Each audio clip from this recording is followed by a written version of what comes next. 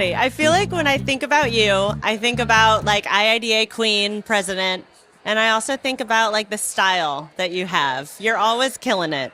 The Am shoes, I though? yes. Okay. Tell All us right. about the shoes. All right. So I love shoes, just in case anybody hasn't figured that out yet. We know. And it doesn't matter if it's a heel, a sneaker. I am all about shoes. I even have a shoe Instagram. Oh, the places shoes go, which is a play on the Dr. Seuss. Oh, the places you'll go, I because that's my love it. favorite book. So anyhow, the shoes I have on today are the New Balance 397s.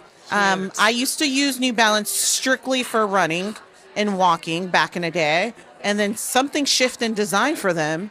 They And, are cool now. I don't know. It's been about a 7-year journey of them shifting into a design-minded shoe company. Yes. And so now I actually wear their shoes for athleisure and just to walk around. And these are just fun because they have all the colors. And I love that. yeah, and they can take me through Neocon in style, and I can enjoy everything. So I know we're filming at Neocon, so it's a little bit crazy in Yeah. here. But I love that comfy is in.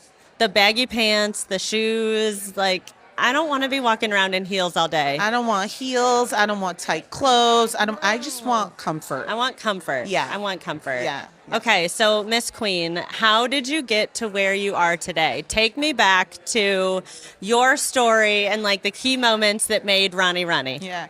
I mean, oh gosh, it's such a layered journey. I'm gonna try to make it I'll try to figure out how to make it quick. I don't know You how don't have to do make that. it quick. We want it real. So I'm a child of immigrants. So my parents are from Haiti, and I'm the only one in my immediate family born in the U.S. My two older sisters were born in Haiti and then came over after the fact. So I am a testament to my parents' American dream. Amazing. Right? They made that journey so that they could have this, and I'm the byproduct of what this is for them. Yeah. And so that is at the center of everything I do. I understood that at a very early age.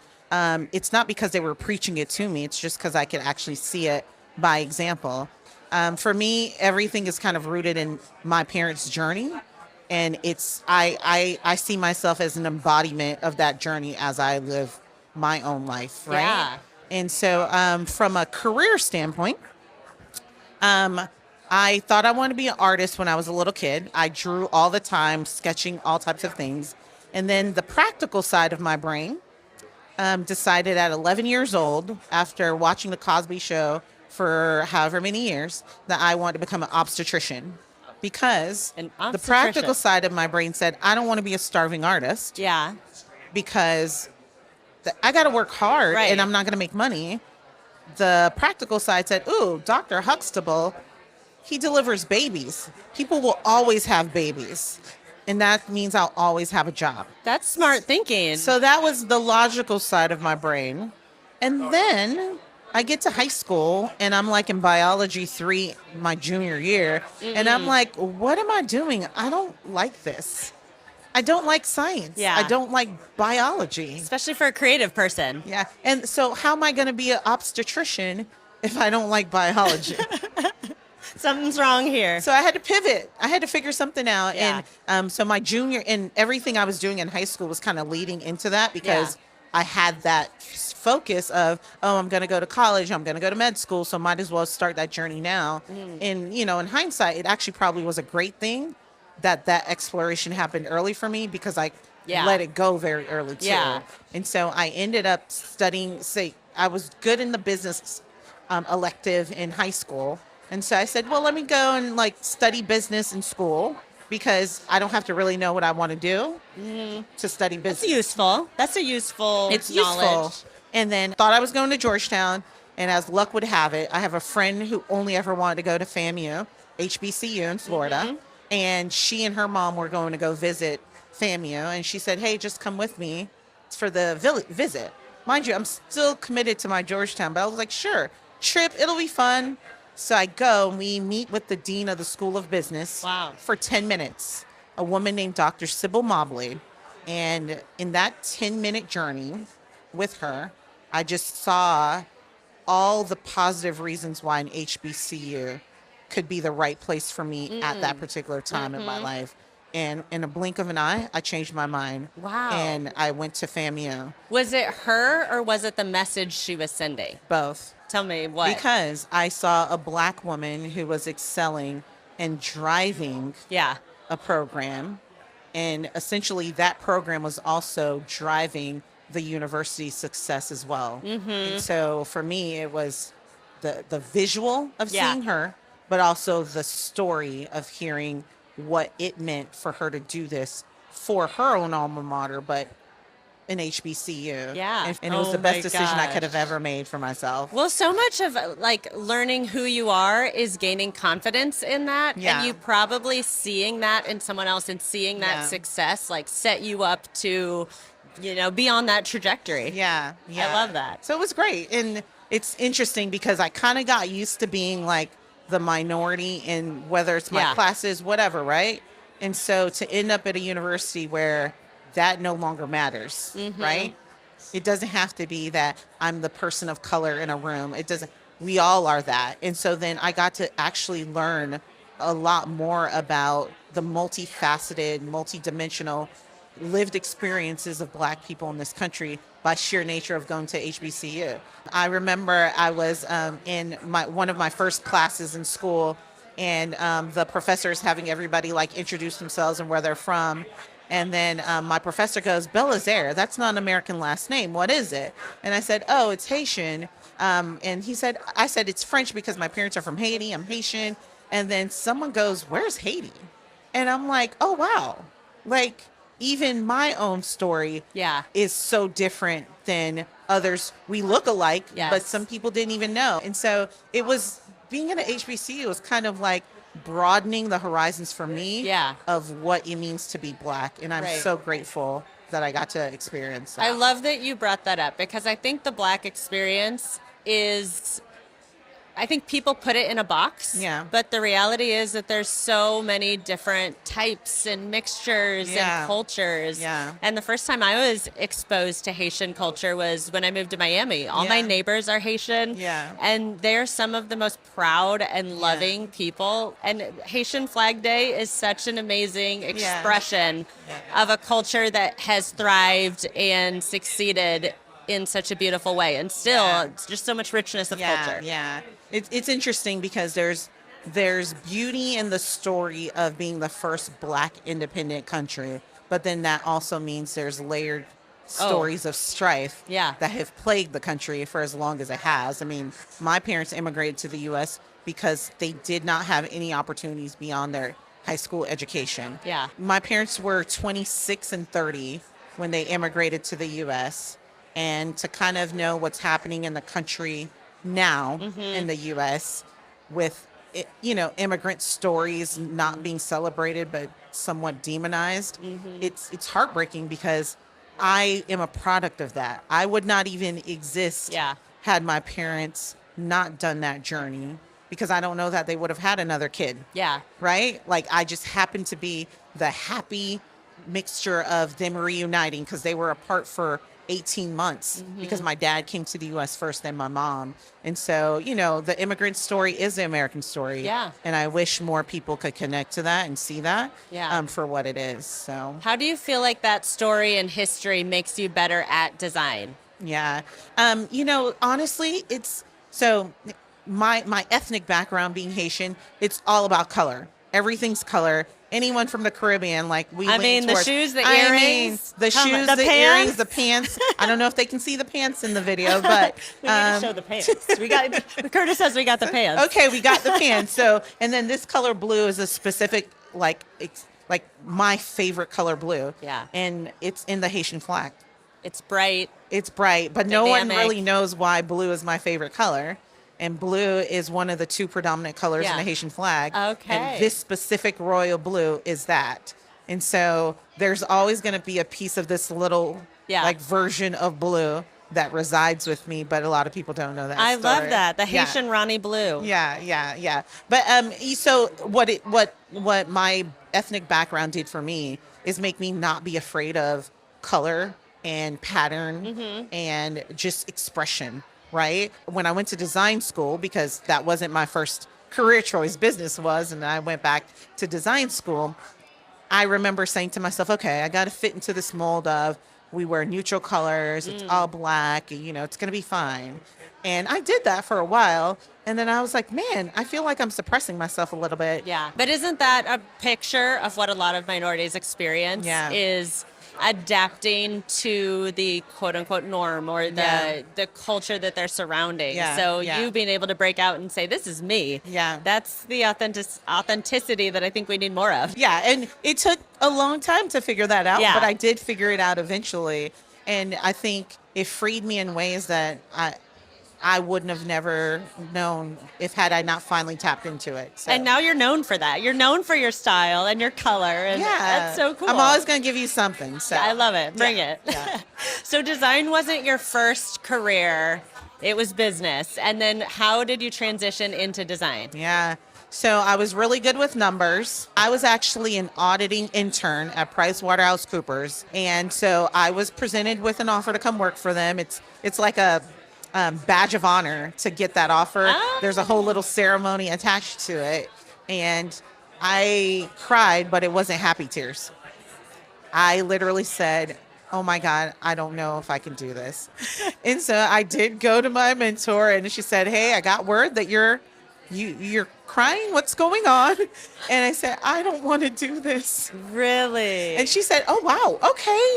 You've got Okay. time to make this decision. So how about just process it, let it sit. sit, and you can go back, finish school.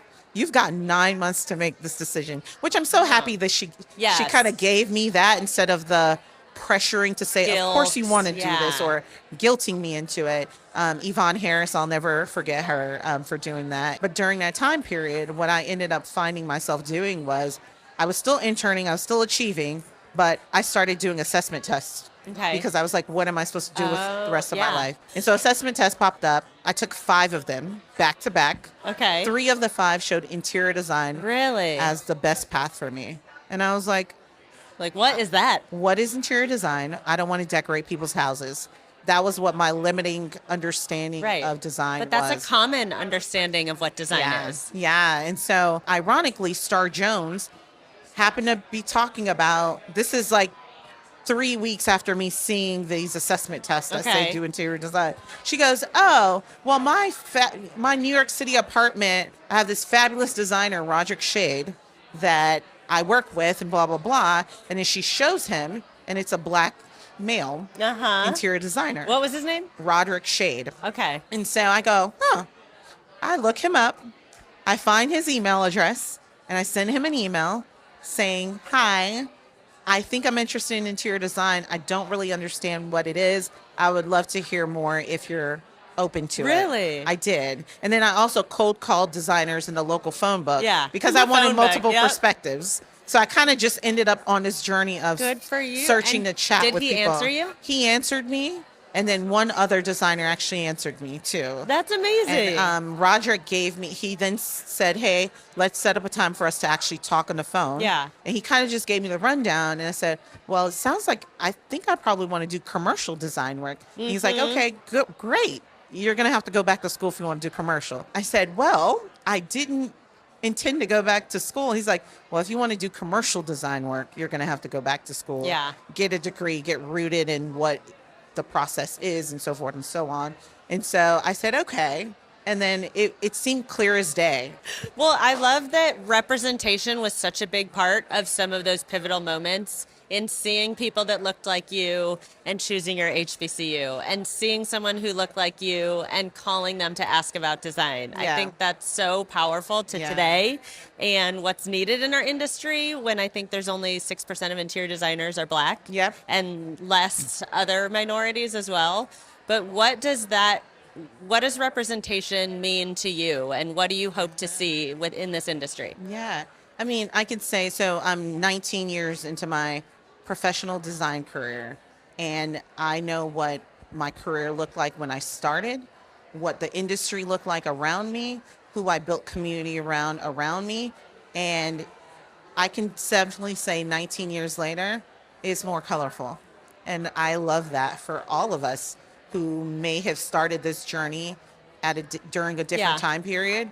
where we might have truly been the only ones that sat in a room. That still happens sometimes today, but it's even if I'm the only one in the room, I know that in another room, there's another only one, and we probably know each other. And that to me is actually more than enough. So you show up to events like NeoCon, and it's like, oh, here we go converging together. And that's the best part of like what this community has meant to me. And then even the allyship part of it too, because there are allies who have stepped into making sure that I had success in this journey. And I can't ignore that, right? They didn't 100%. have to do it. They didn't do it because of obligation. They did it because they just tapped in and met me. And they felt like knowing me was enough for them to help support me along my journey. And so for me, representation looks like me being able to see people who look like me, but also me seeing that there are people who don't look like me who are allies in the most authentic way of allyship. Yeah, and sponsorship is something that I think is so powerful too. Someone seeing an ability, seeing a talent, and bringing you up alongside them. And I've had people in my career who have advocated for me in such beautiful ways, and they didn't look like me at all. But they said, hey, we see something in you and you deserve to be at the table. And there's so many people in our industry that believe in what all different voices bring to the table. I think it's so beautiful.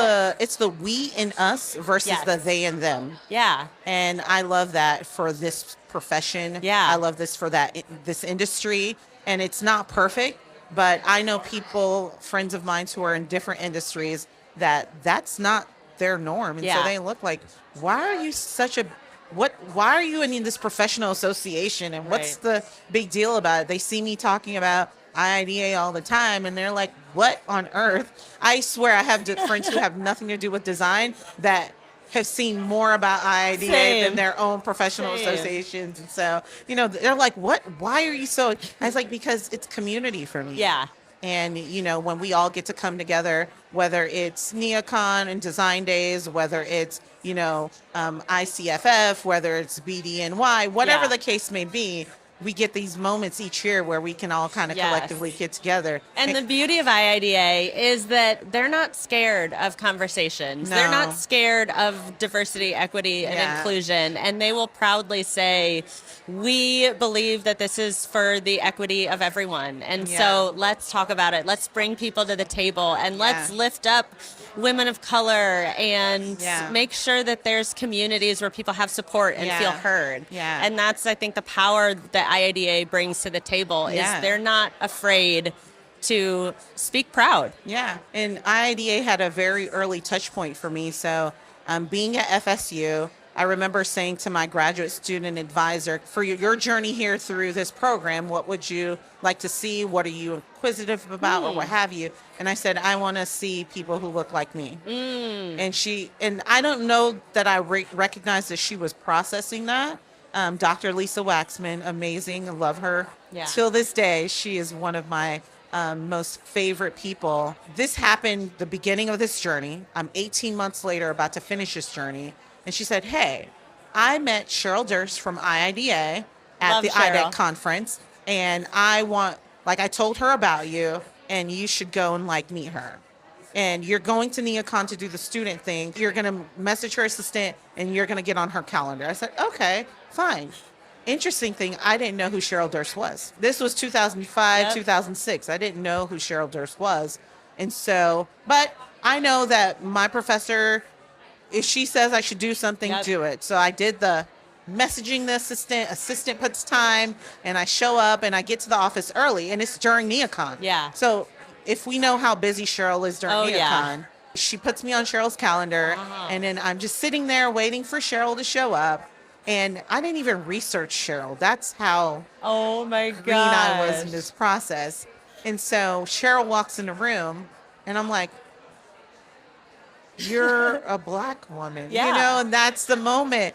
And I love that my professor didn't lead with that. I love that my professor simply said, I want you to meet Cheryl Durst. And it was up to me. You figure out how you want to do that. She didn't say, hey, she's a Black woman. She's the CEO of, no, she didn't. She just simply said, I want you to meet Cheryl Durst.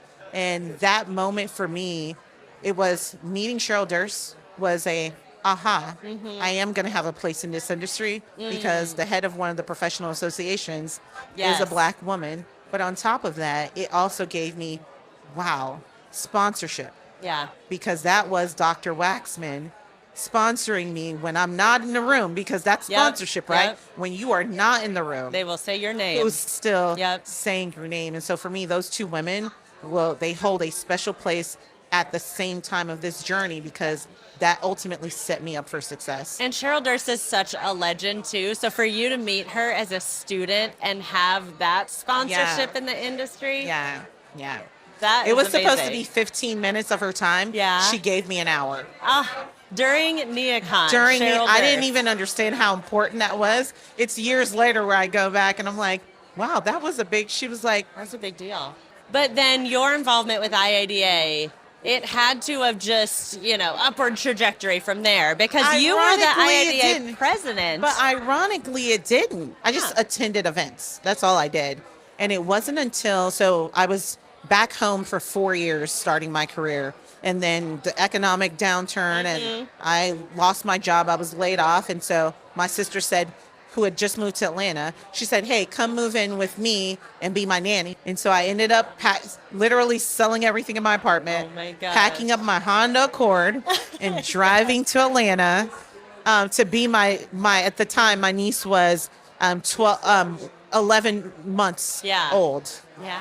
And I drove up and I was her nanny for 6 months as I tried to figure out my life. I just said, oh, let me check out the IIDA Georgia website. I checked it out. They were having Dressed, the fashion show. It was their first one when I moved here. And they were looking for ad hoc volunteers day of, because it was 5 days before the event. Oh my God. I put my name in and I ended up showing up and I was the volunteer at the door. Yeah.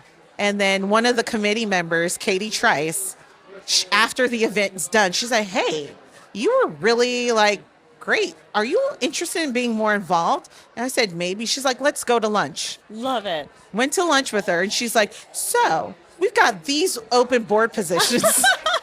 Basically, we need a board member and you're going to pick one. I was like, oh my God. We'll take anyone and we need you. I became the public relations leader and I literally met so many people. And I was still jobless, and I was just meeting people to meet people and getting to know them. And then eventually I ended up answering a career builder ad. Love it. You got to be a little old to understand what career builder was. And it ended up being Regis, the flexible office people, the co-working people. And they needed an in-house space planner for their team. I got a call from my old boss now, but Cheryl Tyndall, and she just calls hey, you still need a job?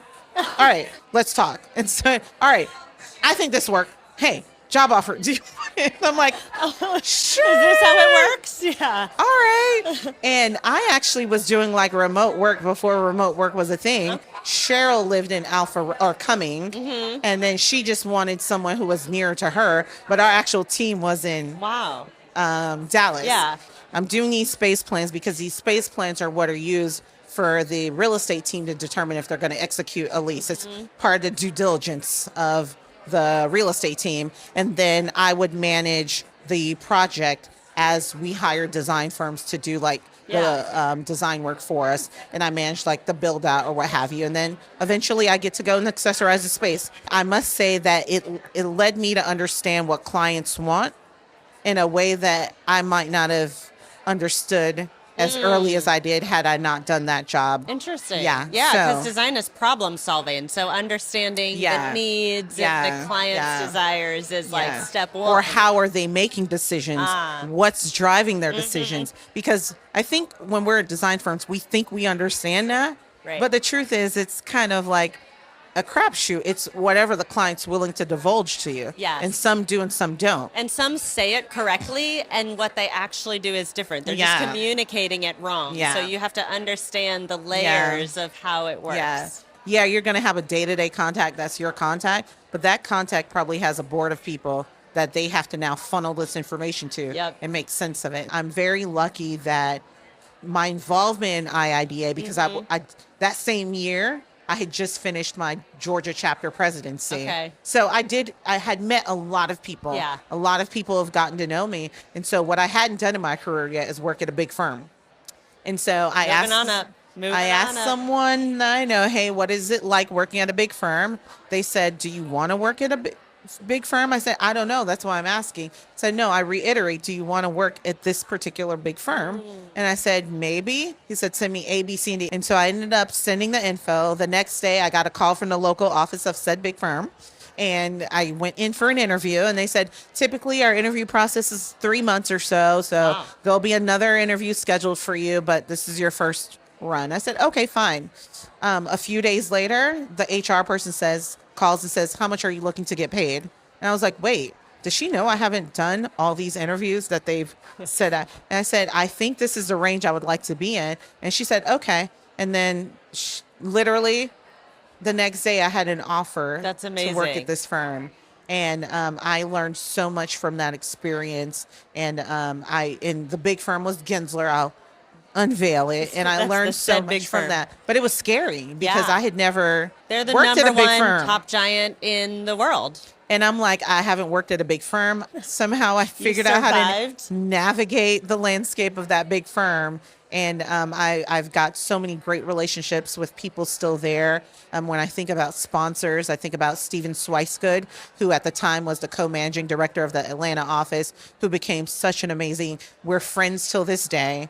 Walking away from Gensler when I did, I cried to him. Oh my gosh, You know, and I'm yeah. like, he's like, it's okay. It's fine. I think it was an easier blow because I was going to a client Yeah. instead of a competitor. I don't think I've left a job and not cried. And he was like, okay, this is okay. This is the Okay. biggest compliment when a client Oh, that is. that you worked with You were here stolen. were stolen. So yeah. So then I ended up at Mercedes on the client side. My client became my boss, Mike Fithian. Awesome person. Till this day, I will say he is my favorite boss of all time. Wow. There's just it's What made him interesting. your favorite boss? You know, he moved through this world with the authenticity that was truly him. And, you know, being a white male, it's okay for him to step into a lot of rooms and no one questions it. But he never led with that, if that makes any sense. He was just him. Yeah. And he created coalitions around him that looked nothing like him. And that was the beauty. And I've never said this to Mike. So Mike, if you ever see this video, I think this is the beauty of what made it okay for me to go and work with him, because I saw how he did that. But I don't know that he was processing that he was doing that. Just subconsciously, he was creating diverse Subconsciously. perspectives. Subconsciously he was doing it, and it worked out so beautifully the way he did it. And so ended up going to work there, and I worked with Mercedes for 3 years. And then an opportunity presented itself. I needed to spread my wings and check out this opportunity. Yeah, you went to the brokerage side. I went to the brokerage side, but I wasn't a broker. Okay. So I was an account manager for a specific client for a specific development that they were embarking on the west side of Atlanta. And it was a great ride for 2 years until the client paused the project. Oh, so many questions about this side, because a lot of designers, if they don't go to the rep world, the manufacturing side, they'll go to the broker side and the project management side. And so what is that transition like? Yeah. You know what? It's interesting because I transitioned to the client side first. Okay. I was a client first. Then I moved into this owner's rep account management role. So it was a different level of trend because at that point, I was already 3 years removed from the design side. So it actually was an interesting way to transition because I was the client, so I know what the client wants.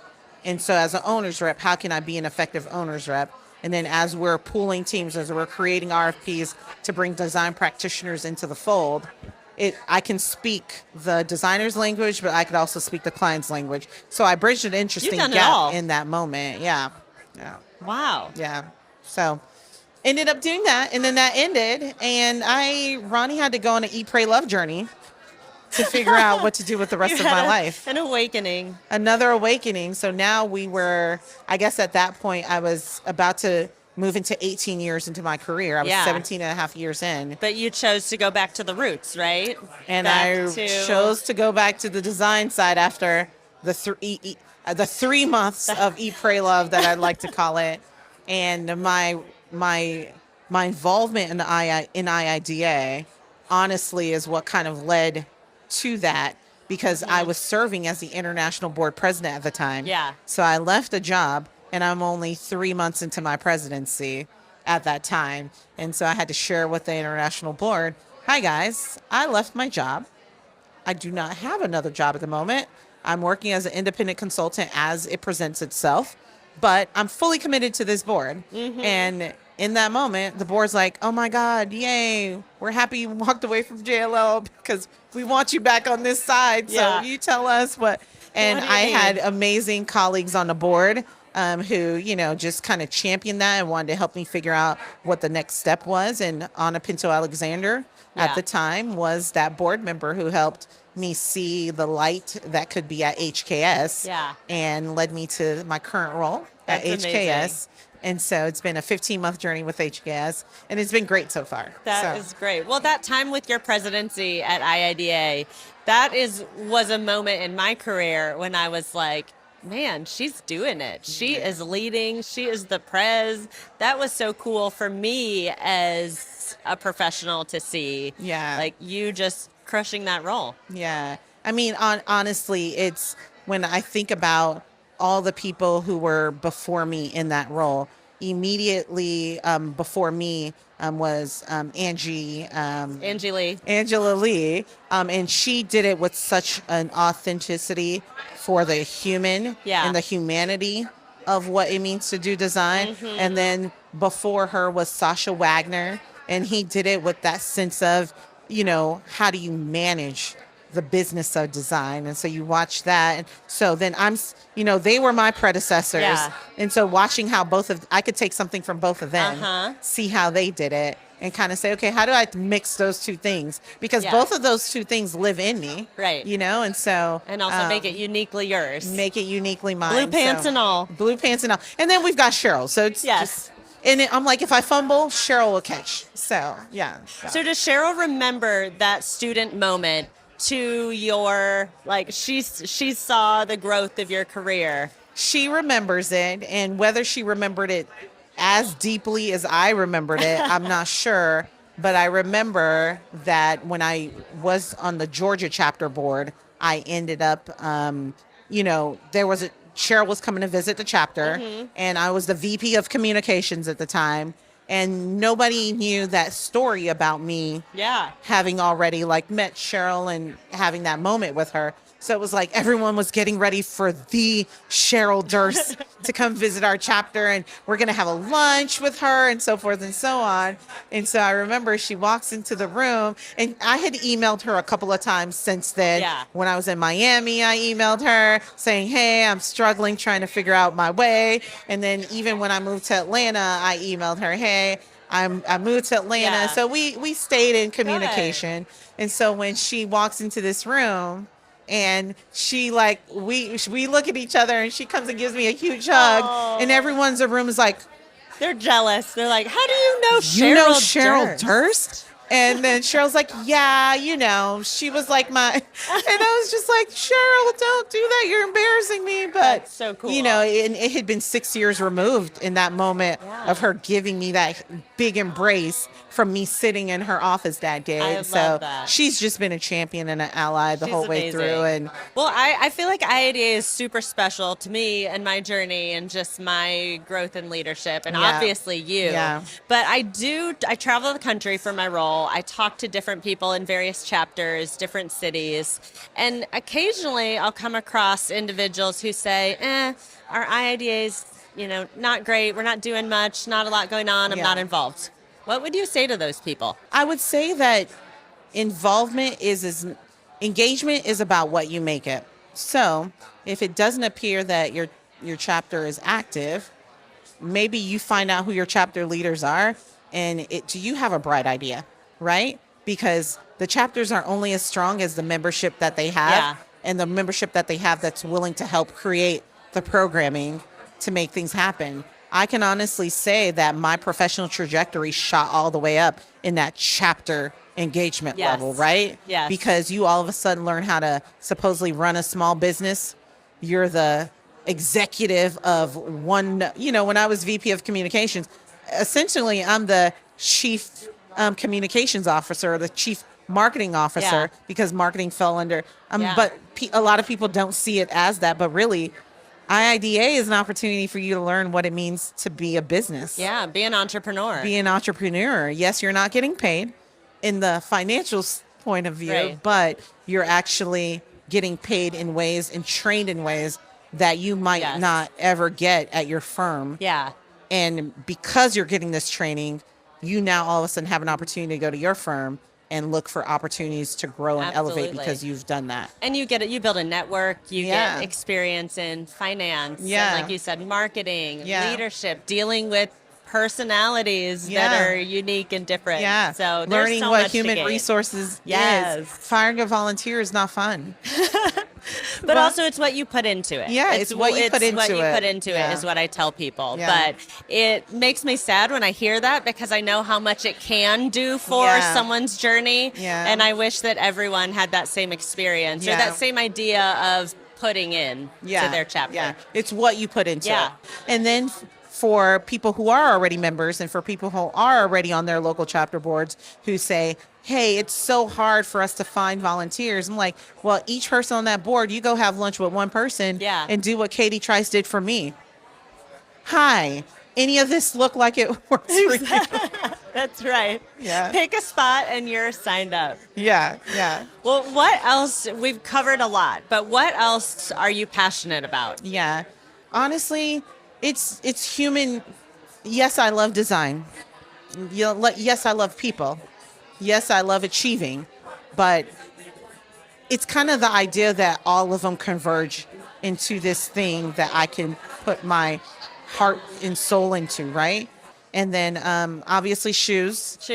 But so shoes and people, it might sound frivolous that someone's connected to shoes, but for me as a little girl, my mom had a lot of shoes. She yes, some of it she would hide from my dad. I learned that from my mom also. Don't we all? Don't show what you just shopped for. But my mom had shoes. And so I connected so me and my dad, I connected with him on his, like, he wanted a boy. He didn't get one. I was a tomboy for a moment. And then after being a tomboy, I all of a sudden found my love for being girly.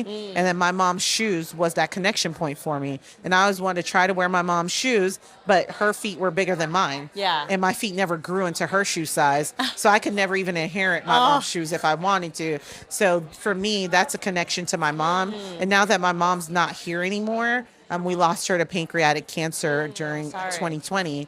And I look at, wow, I never really even understood that for myself, why I loved shoes so much and why I put shoes on display. I have shoes that I don't even wear. They're just I collect shoes. Love it. Because for so long I was my dad's kid, because I didn't want to do the girly stuff. I didn't want to do these. And then finally shoes made me connect with my mom. And my mom, there were two older daughters, so she could do everything. But I was my dad's kid. Yeah. And then all of a sudden I found my connection to my mom through our journey with shoes. That. And so, like, my mom not being here, my shoes mean so much more to me because, again, she's walking with me everywhere I go in my shoes. Yeah. So, and it's your creative expression. Yeah, yeah. So this is the first time I've ever dove into the deepness of why people just think I like shoes for shoes, which I do. But they don't understand what shoes mean for me and my connection to my mom. That's a beautiful, and starting off talking about your heritage too, and connecting it to your mother and your love for shoes is so special. Yeah. Oh, you're amazing, Ronnie. Oh. I have one question that we pulled from a listener. Okay. So we asked people what question they wanted to hear from you. Okay. And I have a question from Brett Shuery. So he's our big winner of a $250 Patagonia gift card. Brett asked, is there one thing that you would have done differently at the start of your design career? Not try to assimilate. Like I shared with you, I tried to be what I thought I'm supposed to be, right? As opposed to living my authentic me. I'm wearing the black because that's what designers wear. So there was, and there was still Ronnie in that. Yeah. But it wasn't the full version of Ronnie. Yeah. And I think the minute I unleashed the authentic Ronnie, all of a sudden my career catapulted in a way that I don't know that it would. And so my younger self, I would say, don't assimilate. Don't try to be like the others. Even if you're the only one in a room, it's okay if you're the only one who chose to wear that pop of color. If you're the only one who is the person of color in the room, don't try to assimilate to make everybody else comfortable. Do you, and it'll take you a long way. That's beautiful. Yeah. That's beautiful. Yeah. And one question that I love to ask all my guests is, what are you, Ronnie, doing uniquely you to make the world a better place? Wow. Okay. Uniquely me. Sheesh. Honestly, I think it's this notion of so much has been poured into me by so many other people, whether it's my personal life, whether it's my professional life. So I always want to give back that way. Like, people see me and they'll say, I'm like, no, I'm not a mentor. All I am is a person who sees the potential in other human beings, no matter what avenue of life that is. And I pour into people when I see that potential. And that's my gift to the world. Because if I empower someone to live their fullest versions of themselves, I know that they're going to do something great in this world. Yeah. Because they are doing it from the fullness of them recognizing their own greatness. So. Oh, and because people poured into you, you can pour into others. Yeah. Yeah. Amazing. Yeah. I'm so glad your shoes brought you here today. This has been so fun. And I think my shoes are very happy with the journey that they took over. I'm so proud of you and your journey. That you're such an inspiration when it comes to passion and sponsorship and understanding that there's so many people that pour into all of our stories. And I agree wholeheartedly that makes you better able to pour into others. Yeah, it is for sure. This was great. Thanks, Ronnie. Thank you.